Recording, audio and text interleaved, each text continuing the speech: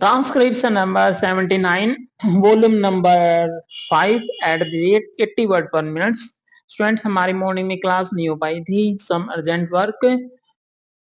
आप घबराइए मत, हमारी जो आपकी ट्रांस क्लास डिक्टेशन होगी उसके बाद आपकी प्रोग्रेसिव मैगजीन की डिक्टेशन हम आपको देंगे। So be ready, 80 word per minute की स्पीड होगी। Start. Sir, I am great believer in the public sector, and I have often said in this house that public ownership can take many forms, that it is not necessary for us to think in the old terms of complete nationalization. The British Labour Party has on this question done a great deal of hard thinking, and I would therefore say that it is a little disappointing to find that the returns from our public sector concerns are on the low side. Actually, I do not think that the public sector concerns should be condemned for that reason. They are new to their jobs.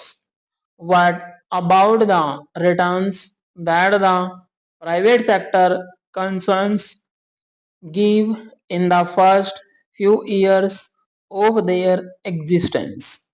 But we should have a high standard of efficiency in our public sector concerns, and we should make them yield good returns. If that is done, it will be possible for us also to reduce the burden of taxation on all classes of the community. I do not say that the public sector concerns should be run from a commercial point of view only. Profit is one of the things they are meant to yield. I would, in this connection, say that I would like our employees, I mean the poorer classes of our employees, to be associated in some way with the management of our public sector concerns. So far as our private sector undertakings are concerned, I have been thinking in terms of co-ownership. I think I said this last year, and perhaps I am repeating it again. I think our employees should be made, rather they should be regarded or should be given the status of shareholders, and they should have a voice in the management of the concerns they are running. They should have a voice in selecting the directors who shall run the concerns for the country. They should have the opportunity to rise to positions of managerial importance in the concerns with which they are connected. I think it is in some such way that we shall avoid the evils of what may be called bureaucratic socialism, and give content to the shape of socialism, which gives initiative, which gives opportunity, and which gives a sense of importance and dignity to the common man. Therefore, our effort should be a eliminate gradually the distinction between the employee and the employer, my point of view and the point of view of the honorable member are so different that we can only meet socially outside. Now, Mr. Vice Chairman, much has been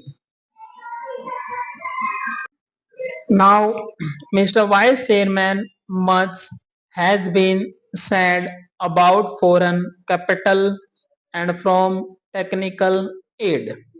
There are people who are opposed to the employment of foreign capital at all, but no country has been able to do so.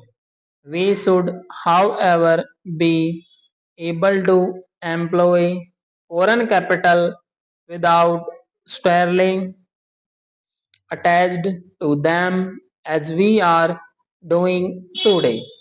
So far as foreign technical aid is concerned, we cannot dispense with it.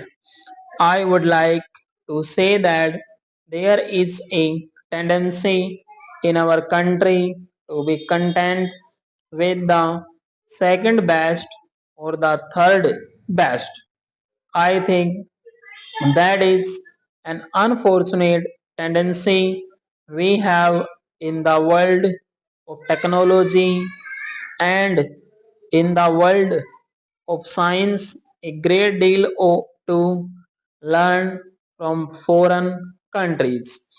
We have to learn a great deal from the United States of America and the Soviet Union, and also from France and other countries, and we should be humble in our approach towards this program.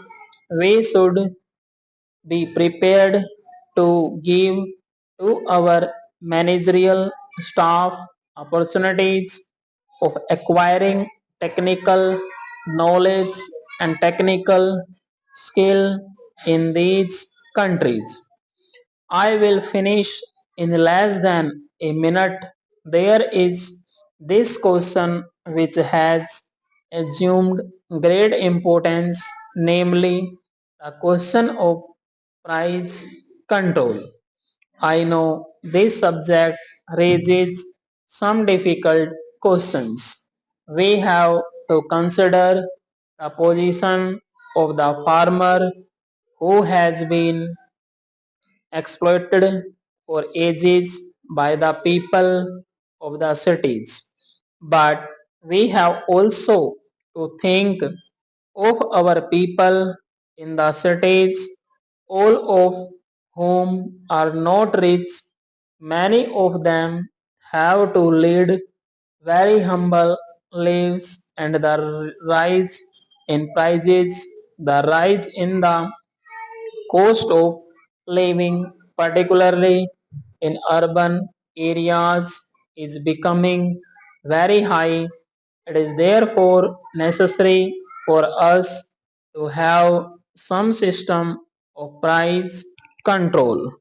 We should have a price stabilization board which should be able to regulate prices in such a manner that they are fair to the farmer and they are also fair to the consumer in the towns. We should eliminate as far as possible the middleman. Then I should like to say that I am glad that the finance minister has given up deficit financing, but the question which arises is how we shall finance our fourth 5-year plan. Methods must be discovered which would enable the finances of the fourth five-year plan in such a manner as to provide the greatest possible employment to our people. We must attach importance not only to our basic industries and to our heavy industries but to others also. Stop.